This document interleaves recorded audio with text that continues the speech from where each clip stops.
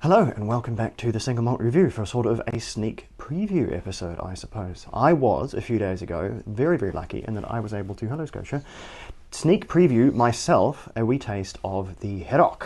The Hearach. I take it that's how it's pronounced. It's the same as the Hearach, meaning of a place, of Isla, in this case, of Harris. Because this is indeed the Isle of Harris Distillery. This is the people that brought you Harris Gin, which is an absolutely lovely wee gin here. Sadly, I don't have the whiskey. This isn't it. I'm just drinking. All I've got is the goodie bag, which we'll get out of the way first because everyone wants to know what's in the bag. It's tremendously exciting. Well, you know, temper your expectations. What have we got? We've got a wee booklet all about the whiskey, and what's this? We've got a nice wee postcard with a pin attached there. Might give that to Dave, he's big on his pins. We've got the glass, mandatory. And unusually, this metal thingy with the sort of ethos of the distillery, but it's an otherwise a rather robust, quite a heavy copper-coloured metal card. I don't know, take some stress off your credit card when you're doing a bit of that B&E, or sharpen it and throw it at ninjas. I don't know, something. Anyway, that's what's in the bag, not tremendously exciting. The whiskey, however, I thought was pretty tremendously exciting. This is a first release from Harris. It's one of several batches. I'm not quite sure which one I had, but I'll bet they're all pretty similar. Some really basic stats on the whiskey before I get into the sort of nitty-gritty of what I thought of it. Excuse me while I stare down at my notes. It is 46% ABV. It is matured in the gamut of casks, all the usual suspects going into there, but it is, as one might expect, fairly bourbon dominant in how it comes across.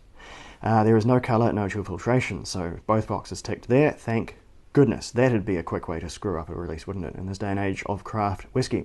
Now, the age of that whiskey in there, the youngest in there, they tell us, is 5, and then there's a ceiling of about, depending on who you ask, about 8. So we'll say average age probably hovering around 6-7 years there, probably closer to 6, I suspect.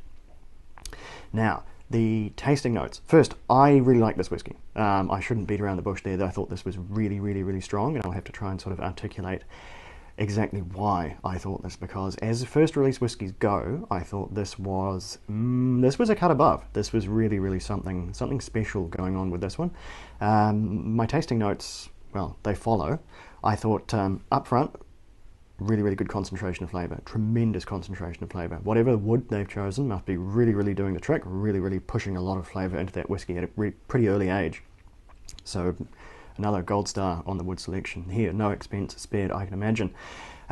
Beeswax and toasted notes, I thought, right up front, coming out of the aroma there. And then quite lively, fresh tropical fruit on the palate, which is interesting. Maybe a sign of the youthful malt there, having quite a lot of vivacity still coming through.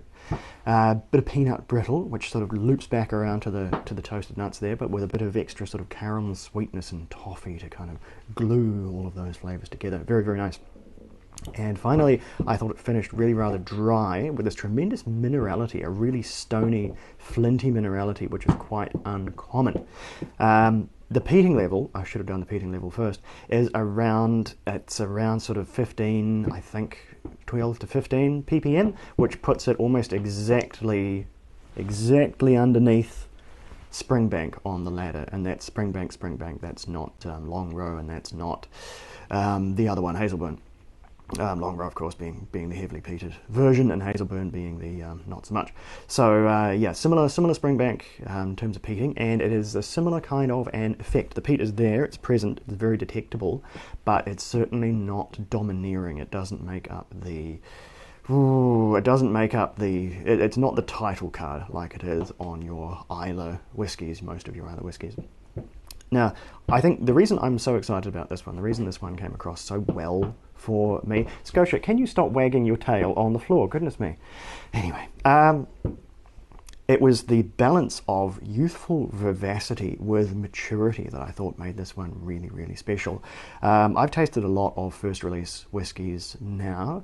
I won't name any particular names, but I've thought they've been very, very hit and miss. When whiskies are released initially and they're released very young, I've enjoyed them by and large, but always with a caveat. There's always been this is always the best I've been able to say is I can see where this is going. This is getting there, and I think that's the real difference here. This is not the Hearach is not getting there.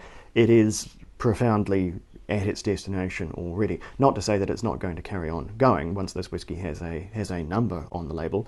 It's going to be that much better. The 10-year-old version of this is going to be an absolutely just a gorgeous whiskey, I'm certain. But as a first release out the gate, I think the patience that the Harris Distillery have shown is quite monumental. Having a super premium and super popular gin brand, Harris Gin, to back you up and bankroll the process probably helps a whole lot. But credit where it's due, they have sat on this one, and the results are really, really pretty profound. A whiskey that is ready is probably how I describe that, and considering what we've seen from a lot of other, maybe a bit more rushed, or a bit more just conspicuously early, to give an example, Ardnam Merkin, which is making absolutely phenomenal whiskey, but they released, and it was a great thing they did, they released preview whiskey that wasn't even whiskey yet, so you could really, really see it come together and mature. But that whiskey was, and up until really, really pretty recently, that was certainly a case of whiskey that was getting there. Rather than whiskey that was here. And this whiskey is here, and it's really, really tremendous. My spot score, and keep in mind this is without our due process and without Dave as peer review, this is just completely, goodness me, Scotia, completely off the top of my head, or any other euphemisms, I'd give it an 86. Really, really good stuff. For a first release. So take that with whatever grain of lovely maritime whiskey salt you like, and keep an eye out for this one. It is, of course, not cheap, but in terms of compared to something like a Daftmill or another real boutique craft release, you could do a lot worse. So anyway, keep an eye out from that one, and that's a thumbs up from me for the Hearach.